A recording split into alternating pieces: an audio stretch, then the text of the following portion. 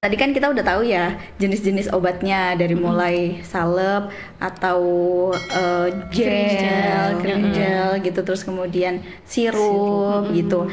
Nah, kalau misalkan gimana kalau obat ini sudah melebihi BUD-nya? Itu apakah berbahaya bagi tubuh atau gimana?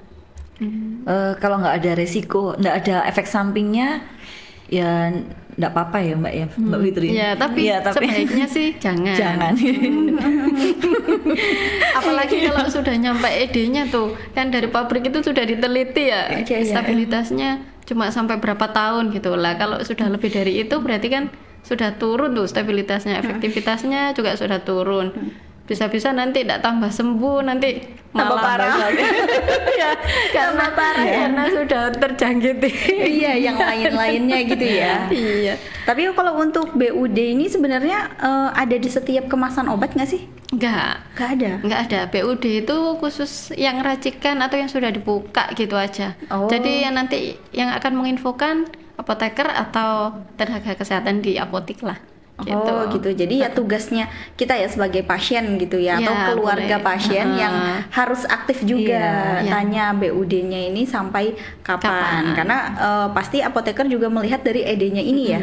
Jadi ketika sudah dibuka terus lihat ED-nya tadi 25% dari ED ini. ED terdekat. ED terdekat gitu. Oh iya oke. Tapi di apotik itu sudah ada etiketnya loh Mbak. Nanti di dalam etiket itu kita cantumin ED atau BUD-nya. Jadi bisa kita tuliskan di situ kalau racikan. Oh gitu. Oke, nanti bisa dibaca sendiri sama pasiennya. Oh. Nah itu kan biasanya orang nggak ngelihat ya. Yang dilihat apa sih 3 kali? Berapa kali? Pemakaiannya. Iya, pemakaiannya sesudah makan atau sebelum makan gitu kan ya. Entah 3 kali 2 kan ada ya yang 3 kali 2 yang seperti itu. Iya. Soalnya emang kita kan kalau misalkan nggak tahu ini buat apa gitu kan. Maksudnya orang awam juga kan nggak tahu ya. Cuma taunya ya sudah, kalau yang taunya kan cuma oh ini Demacolin, oh ini allopurinol, cuma gitu doang ya.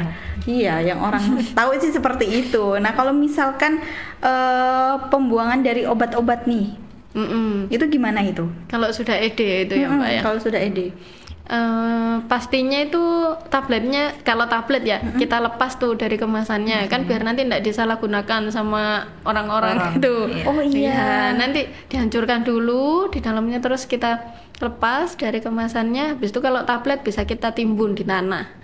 Kalau sirup nanti kita cairkan sama air tuh Mbak, terus dibuang ke saluran pembuangan. Oh jadi nggak langsung dibuang dalam bentuk kemasan kayak gini ya?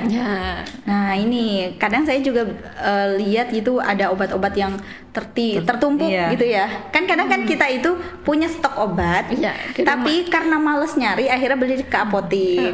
Terus udah sembuh ditaruh lagi, sakit lagi, males nyari, beli lagi. Demacolin, Tera F sampai banyak.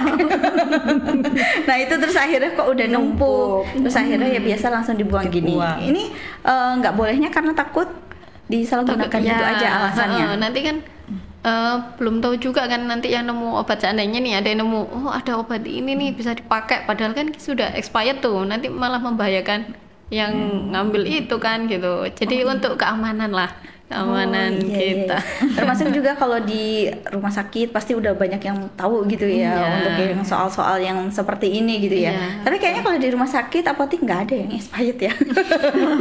Kan terus berjalan gitu, karena kan banyak pasien. Ini biasanya kita mengedukasinya masyarakat yang ada di rumah. Ya. Jadi kalau misalkan ada obat-obat kayak gini, kita lihat ED-nya, terus kemudian kita buka, ditumbuk-tumbuk, dimasukin ke tanah nggak apa-apa. Apa jangan-jangan itu bisa menyuburkan tanaman?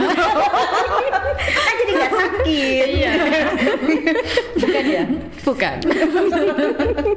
Oh jadi alasannya ditimbun di tanah itu bukan untuk menyuburkan tanaman ya? Ya kali-kali buah sirsaknya jadi berbuah gitu. Atau misalkan tanaman bayam jadi nggak bikin asam urat ya? Dikasih obat. Nanti banyak yang gitu nanti. Tapi ini enggak ya sahabat ya, ini enggak. Jadi itu hanya sekedar cara pembuangannya supaya tidak disalahgunakan saja gitu ya. Jadi bukan untuk menyuburkan tanaman. Takutnya nanti misalkan dikasih salep yang udah expired, ternyata cabenya jadi nggak pedes gitu. Enggak juga ya. Oke deh, makasih ya untuk edukasi informasinya juga. Jadi semuanya yang menonton podcast Dokter Aliyah ini semuanya jadi tahu tentang kesehatan, tentang ini nih urusan yang kayak beginian aja gitu ya. Sebenarnya kan simpel tapi sebenarnya harus dilakuin ya. Kalau ngebuang jangan langsung dalam bentuk gini, tapi kita buka, ditumbuk, masukin tanah, bukan untuk menyuburkan. Sekali lagi bukan. Terima kasih ya Mbak Fitri dan juga Mbak Linda, sukses selalu, sehat-sehat. Terima kasih.